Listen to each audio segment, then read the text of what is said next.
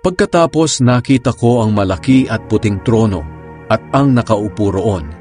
Ang langit at ang lupa ay biglang naglaho at hindi na nakita. At nakita ko ang mga namatay, taniyag at hindi, na nakatayo sa harap ng trono. Binuksan ang mga aklat, pati na ang aklat na listahan ng mga taong binigyan ng buhay na walang hanggan.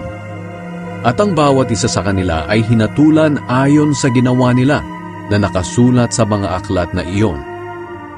Kahit sa dagat sila namatay o sa lupa, naglabasan sila mula sa lugar ng mga patay at hinatulan ang lahat ayon sa mga ginawa nila.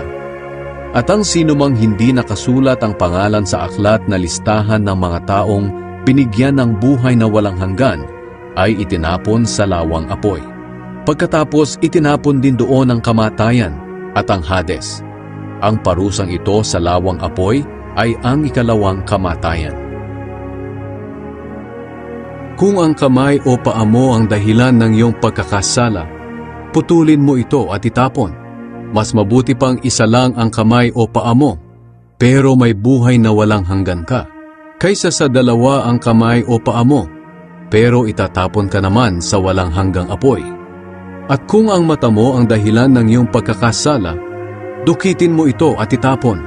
Mas mabuti pang isa lang ang mata mo, pero may buhay na walang hanggan ka, kaysa sa dalawa nga ang mata mo, pero itatapon ka naman sa apoy ng impyerno. Ang Panginoong Diyos ang makapangyarihan sa lahat. Kung ano siya noon, ganoon din siya ngayon, at maging sa hinaharap.